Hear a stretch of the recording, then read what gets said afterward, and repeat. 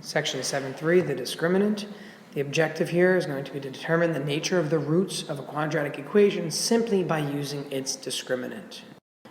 So let's recall the quadratic formula. X equals negative b plus or minus the square root of b squared minus 4ac all over 2a. And we can call the radicand in this case, okay, the radicand in this problem, this b squared minus 4ac, we'll call this d, or the discriminant really. And the reason the word discriminant is used is because it's derived from the Latin word discernere, which means to discern or distinguish. And that's what we're going to be doing. We're going to distinguish between possibilities for the roots before actually coming up with the actual solution. So this will tell us about the nature of the roots of a quadratic. Now also notice that this portion is under the radical. So right away this has to do with the fact that the roots can be imaginary, they could be real, this could be a perfect square and you wouldn't have an irrational root anymore. So these are the possibilities. We're going to take a look at what that means here. So for example 1, let's determine the solutions to the equation and then note the value of the discriminant. So what I'm going to do is this. Using the quadratic formula, okay, we're going to say u equals negative b, which is 3, right, positive 3 because it's negative b, plus or minus the square root of b squared minus 4 times a times c all over 2 times a. Well, the roots I'm going to get as a result of this are going to be 3 plus or minus root 41 all over negative 4. Those are the roots I'm going to get in this case. Now, what I want you to note is that the discriminant in this case, what is the discriminant's value? The discriminant's value is 41. Remember, the discriminant is whatever is under here. So when the discriminant is 41, this happens to be our value for the roots. We're going to do this a few times. Okay, we're going to do this and then we're going to come up with some conjectures based on that. The second example says to determine the roots of this equation, and again, note the value of the discriminant. So doing this once again, it's going to be x equals negative b plus or minus the square root of b, that's 12 squared minus 4ac all over 2a. And the roots as a result of this come out to be, well, it's going to be just simply negative 3. It's going to be a double root here in this case. You're going to get negative 12 plus or minus 0 all over 4. So plus or minus 0 doesn't matter. It's still negative 12. You can add or subtract 0. It has no effect because 0 is the identity element of addition. So no matter what, your roots are negative 3. So this is a double root, if you remember. Double root. So if we factored this, we'd have a double or a repeated factor. So negative 3 is our answer. And note in this case, our discriminant is 0.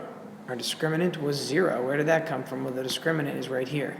And really, it's under the radical, but the square root of 0 is just 0. But the discriminant is 0 in this case. And we have a double root. Example 3, determine the zeros of the function h of x. Note the value of the discriminant. Well, finding the zeros means set it equal to 0, right, to find the zeros of a function. So in essence, we're doing the same thing as the last one again. And we get x equals negative b plus or minus the square root of b squared minus 4 times a times c all over 2a. Our roots for this one, or zeros, I guess we should say, for this example here, turn out to be 1 plus or minus 0.816i. So we have complex conjugates here.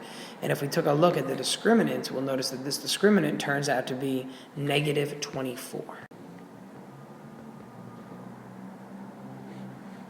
So we had 3 possible examples so far. Let's make some sort of conclusion now based on that.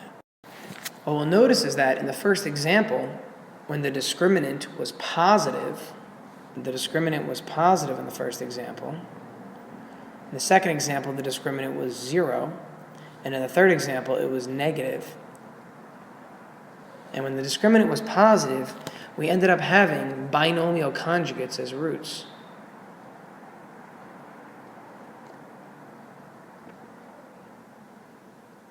Okay, binomial conjugates.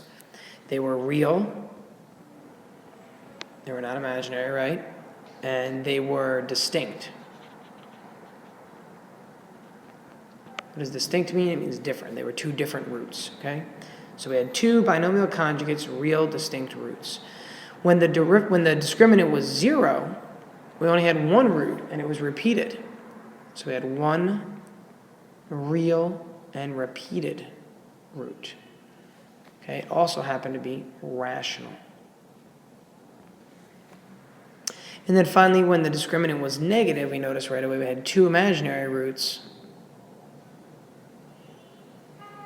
Okay, and they were conjugates. They were complex conjugates. Complex conjugates. So we have three possible cases. Now, one thing we should also note is that if the discriminant happens to be positive and it's a perfect square, well, then the radical will become an integer. So we will no longer have binomial conjugates. So this is only sometimes. If the discriminant, again, is positive and a perfect square, they're just real and they're distinct. Two real distinct roots. They're binomial conjugates when the discriminant is not a perfect square, and we can't take the square root of that discriminant. So example 4 says the equation kx squared plus 8x plus 4k equals 0 has different roots for different values of k. And we want to find out the values of k for which the equation has the following types of roots. So the first part we want to know, when will this have a double root? The second part, when will we have two different real roots? And the third part, when will the roots be imaginary? And we can do this just by looking at the discriminant. Remember, if the discriminant equals 0, in this case, we get a double root. If the discriminant is positive, that was the second condition, when we had two different real roots. And then if the discriminant was negative, that was the third case. So we're going to see how our inequalities here are going to be affected, or going to play a role. So let's go ahead and list what the discriminant is. The discriminant is b squared minus 4ac. Well, b squared is 64 minus 4 times a times c. Well, a is k, and c is another 4k actually there. So this becomes a discriminant equaling 64 minus 16k squared. So that's our discriminant in this case. Now to complete part A, we have to set the discriminant equal to 0. So let's set this equal to 0. 0 equals 64 minus 16k squared. We'll add the 16k squared over, equals 64. Divide by 16, k squared equals 4. So therefore k has got to equal plus or minus 2. Right? Because we take the square root of both sides, but it's plus or minus. And the square root of 4 is simply 2. So if k was positive or negative 2, we would end up getting a double root. And you can try this. You can go back and plug in either positive or negative 2, but you have to be consistent. So if you're going to use negative 2 has to go in both spots. If you're going to use positive 2, it has to go in both spots. And then you could find the roots of it, and you'll see that those roots happen to be a double root or a repeated root. For part B, we have to go ahead and set the discriminant greater than 0. So we have to be very specific about how we write this. So the discriminant, I'll write this first this time, has to be greater than 0. Okay, and the last part, it didn't matter, right? It's an equation. I could flip the side. But here I have to be specific. It has to be greater than 0. So in this case, I'm going to add the 16k squared over. Divide by 16. So in this case, now, I have k squared is less than 4. And if we remember how to solve this, we have to find our critical points. And if you realize the critical points, those are just going to be the same values you got here, because it's going to be plus or minus 2. But we do need to shade a region, right? So this is the negative 2, this is the positive 2. Either our solution set is in between here, or it's on the outside somewhere. If you remember, the less than symbol always means in between, and this is really read as k squared is less than 4. So we're going to shade here, but let's test some critical points. So we go ahead and test our critical points. If we test 0, right, in this original up here, and putting in 0, we're going to get 64, right? Putting in 0 here, we're going to get 64. Well, that means that's a positive region. If I plug in a number like 3 up here, right, put a number 3 here, 3 squared is 9. 9 times 16 is definitely bigger than 64. So this is going to end up being a negative region. And the same thing goes for here. This is going to be a negative region. Well, we want to know, when is the discriminant greater than 0? Well, it means positive, so it's in this region right here. So for a problem like this, our answer set would look like the following. We would say negative 2 less than k less than 2. And again, these are open circles with the shaded region in between. Now, the next part, part C, we need to set the discriminant less than 0. Well, let's not do the same thing again. It's just going to change this, right? It's going to be a less than symbol. So think of it this way. When is it going to be less than 0? Well, that's in these two regions out here, and out here. So for part C, we don't have to redo it. Let's just say that k is all the values that are not in this answer. So that means that k is less than negative 2 or k is greater than positive 2. That would be part C. Example 5. Determine what type of zeros the following functions have. Then practice using a calculator program to verify that the answers are correct. So let's take a look at the type of zeros first. So part A, we'll look at b squared minus 4ac. It's going to be b squared minus 4 times a times c. This is going to be a positive. This is going to be another positive here, giving a positive answer. Let's see what it is to be specific here. So 4 times 2 is 8. 8 times 4 is 32. We're going to have 25 plus 32, giving us a total of 60 or 57 in this case. So our discriminant is 57. Therefore, we have two real distinct roots. Two real distinct roots.